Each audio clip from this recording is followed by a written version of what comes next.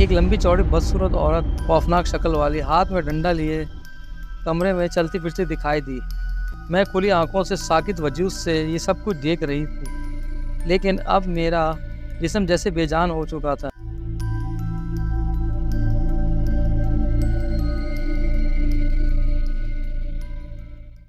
السلام علیکم listeners, welcome to my channel. یہ اسٹوری ہمیں نارتھ کراچی سے ایک خاتون نے سینڈ کی ہے۔ ان کا کہنا ہے کہ ان کا نام ظاہر نہ کیا جائے۔ یہ واقعہ ان کے ساتھ پیش آیا تھا۔ آئیے انہی کی زبانی سنتے ہیں۔ یہ ان دنوں کی ذکر ہے کہ ہم ایک کمرے کے مکان کی تلاش میں تھے، لیکن کراچی جیسے شہر میں یہ ایک مشکل کام تھا۔ میں اور میرے شوہر ان کے دوست کے ریفرنس سے ایک مکان دیکھنے گئے۔ مالک مکان پہلے سے ہی وہاں موجود تھا۔ میں نے دیکھا مکان کافی خستہ حال لگ رہا تھا۔ دروازے کا رنگ بالکل اڑ چکا تھا، باہر کی اینٹیں آدھی جھڑ چکی تھیں۔ گھر کی خستہ حالی دیکھ کر میں بہت مایوس ہوئی۔ مالک مکان نے زنگ آلود تالا کھول کر ہمیں اندر آنے کی دعوت دی۔ گھر کیا تھا، ایک کھولی تھی۔ ایک چھوٹے سے کمرے کے ساتھ ایک چھوٹا سا کچن تھا، جسے ایک سلیب لگا کر اسے کچن کی شکل دے دی گئی تھی۔ باتھ روم باہر گیلری میں بنا ہوا تھا۔ عجیب وحشت زدہ گھر تھا، بالکل گھٹا ہوا۔ مجھے وحشت ہونے لگی۔ میں مکان سے باہر نکل آئی۔ مالک مکان نے عادل کو اپنا نمبر دیا اور کہا جو بھی جواب ہو مجھے شام تک بتا دینا، ورنہ مکان کسی اور کو دے دوں گا۔ عادل نے ان سے چپ چاپ نمبر لیا اور مجھے بائک پر بٹھا کر واپس چلے۔ میں نے کہا مجھے گھر بالکل پسند نہیں آیا۔ گھر کیا ہے، ایک چھوٹے سے اسٹور نما کمرے سے شروع ہوتا ہے اور ختم ہو جاتا ہے۔ عادل نے جواب دیا ہمیں تو ایک ہی کمرے کے مکان کی ضرورت تھی، ویسے بھی ہم دونوں ہی تو ہیں۔ میں جب جاب پر چلے جایا کروں گا تو یہ کمرہ تمہارے لیے کافی ہوگا۔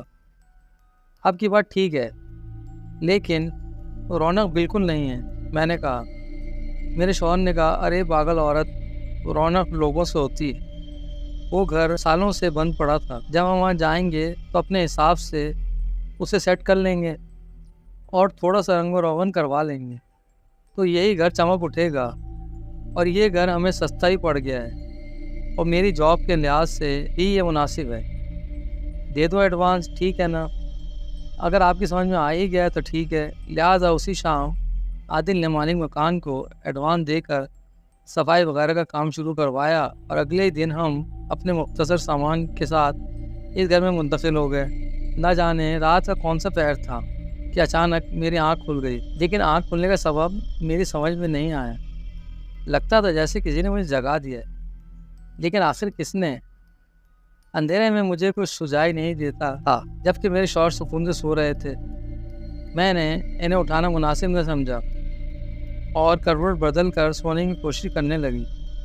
اچانک مجھے محسوس ہوا کہ بیڈ کے نیچے کچھ ہے۔ میں نے اٹھ کر لائٹ جلائی اور بیڈ کے نیچے دیکھنے لگی کہ اچانک ایک سیاہ بلّا بیڈ کے نیچے سے نکل کر میرے منہ کے قریب سے گزر کر باہر بھاگا۔ میں گھبرا کر پیچھے گری اور میرے منہ سے زوردار چیخ نکل گئی۔ میں بہت ڈر گئی تھی۔ میرے چیخنے سے عادل ہڑبڑا کر اٹھ گئے اور مجھے نیچے گرا دیکھ کر میرے پاس آئے اور پوچھا کیا ہوا، تم ڈر گئی ہو یا نیچے گر گئی ہو؟ میں نے کہا وہ کالا بلّا تھا جسے دیکھ کر میں ڈر گئی۔ کچھ نہیں ہے وہاں، تم یقیناً خواب میں ڈری ہوگی۔ تم یہاں لیٹو اور چپ چاپ سو جاؤ۔ کچھ دن گزرے کہ ایک دن ہمیں عادل کے دوست کی شادی میں حیدرآباد جانا پڑ گیا۔ وہاں کیونکہ ایک دن رکنا تھا، لہٰذا ہم دونوں میاں بیوی اپنا ضروری سامان لے کر نکل پڑے۔ ان کی فیملی نے ہمارا پرتپاک استقبال کیا اور ان کے پرزور اصرار پر ہمیں ایک کی بجائے 2 دن رکنا پڑ گیا۔ ہمارے بچے تو تھے نہیں، لہٰذا ہم نے بے فکری سے وہ شادی اٹینڈ کی اور تیسرے دن گھر واپس پہنچے۔ لیکن گھر آ کر جو منظر دیکھا تو میری اور عادل کی آنکھیں پھٹی کی پھٹی رہ گئیں اور ہمارے ہوش اڑ گئے۔ ہمارا پورا گھر الٹا پڑا تھا۔ میرے الماری کے سارے کپڑے فرش پر پڑے تھے۔ بیڈ کی چادر ایسی نظر آ رہی تھی جیسے اس پر درجنوں بچے اچھل کود رہے ہوں۔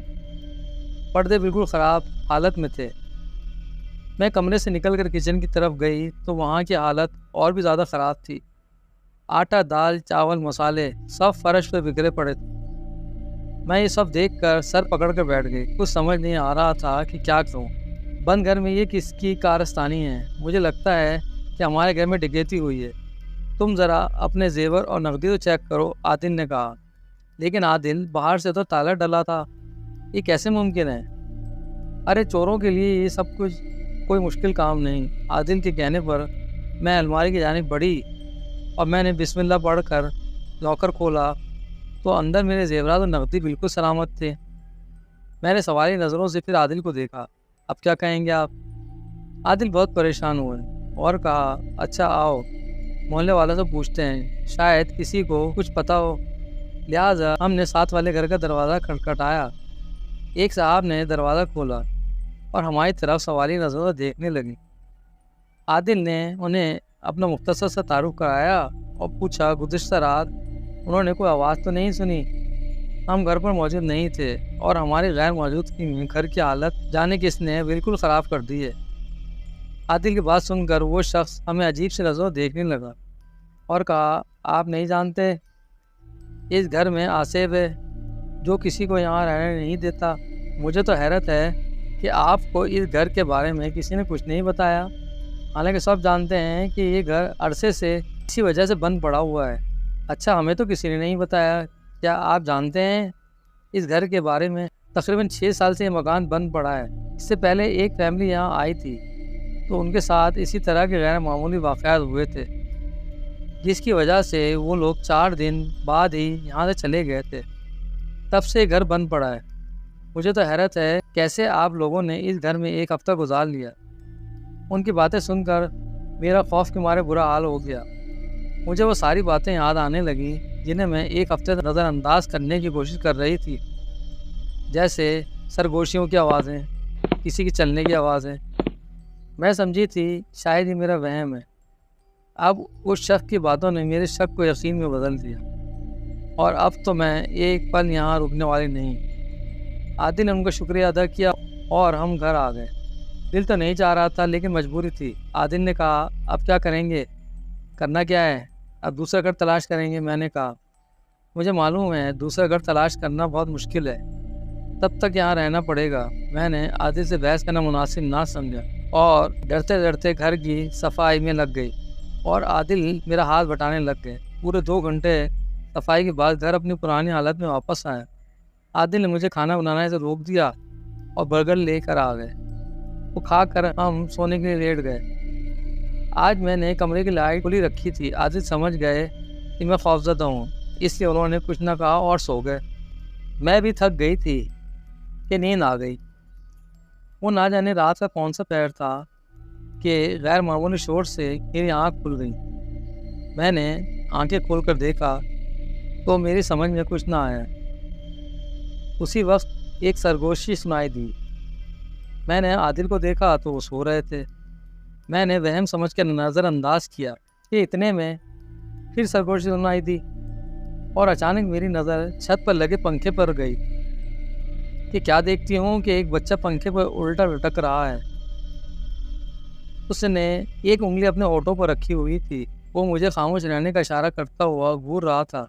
منظر اتنا وحشتناک تھا کہ میں چیخ پڑتی کہ فوراً دوسرے منظر سے میرا دل مزید دہل گیا. ایک لمبی چوڑی بدصورت عورت خوفناک شکل والی ہاتھ میں ڈنڈا لیے کمرے میں چلتی پھرتی دکھائی دی. وہ یقیناً اس بچے کو ڈھونڈتی ہوئی وہاں آئی تھی جو پنکھے سے الٹا لٹکا ہوا تھا. میں کھلی آنکھوں سے ساکت وجود سے یہ سب کچھ دیکھ رہی تھی، لیکن اب میرا جسم جیسے بے جان ہو چکا تھا. میرے منہ سے چیخ بھی نہیں نکل رہی تھی. دل خوف سے پھٹا جا رہا تھا کہ کسی بھی لمحے اس عورت کی نظریں میرے پر پڑ سکتی تھیں. پھر وہی ہوا جس کا ڈر تھا. اس عورت کی نظریں مجھ پر پڑیں. اس نے مجھے گھور کر دیکھا. اس کی خوفناک شکل پر اس قدر وحشت تھی اور وہ وحشیانہ انداز میں میری سمت بڑھی. یہ دیکھ کر میری گیگی بند گئی اور نہ جانے میرے منہ سے بے اختیار یا اللہ مدد نکلا. یہ کہتے ہی جیسے میرے اندر جان آ گئی. میں نے چادر اپنے منہ پر اوڑھی اور زور زور سے آیت الکرسی کا ورد شروع کر دیا. میں رو بھی رہی تھی اور آیت الکرسی پڑھ بھی رہی تھی. میری آواز سے آدھے اٹھ گئے. کیا ہوا؟ لیکن میں زور زور سے رونے لگی. خطرہ ٹل چکا تھا. اب میں نے چاروں طرف دیکھا، کوئی نہیں تھا. پھر عادل نے اٹھ کر مجھے پانی پلایا اور میں نے عادل کو ساری بات بتا دی۔ عادل نے کہا اب یہاں رہنا کسی خطرے سے خالی نہیں، اب ہم یہاں نہیں رہیں گے اور میں آج ہی کسی اور گھر کا بندوبست کرتا ہوں، ہم آج ہی یہاں سے چلے جائیں گے۔ عادل نے مجھے تسلی دی اور قرآن آیتیں پڑھ کر مجھ پر پھونکنے لگے اور پوری رات میں نے اور عادل نے جاگ کر گزاری۔ صبح تک میں بخار میں تپ رہی تھی۔ صبح ہوتے ہی عادل مجھے لے کر میرے امی کے گھر چلے آئے۔ دوسرے گھر ملنے میں 1 ہفتہ لگ گیا۔ میں اس قدر خوفزدہ تھی کہ دوسرا گھر ملنے تک میں امی کے گھر سے باہر نہیں نکلی۔ آج میں دوسرے گھر میں ہوں اور اس واقعے کو ایک طویل عرصہ گزر چکا ہے، لیکن آج بھی وہ رات مجھے نہیں بھولتی۔ اگر میری جگہ کوئی کمزور دل عورت ہوتی تو یقیناً اس کا دل بند ہو جاتا۔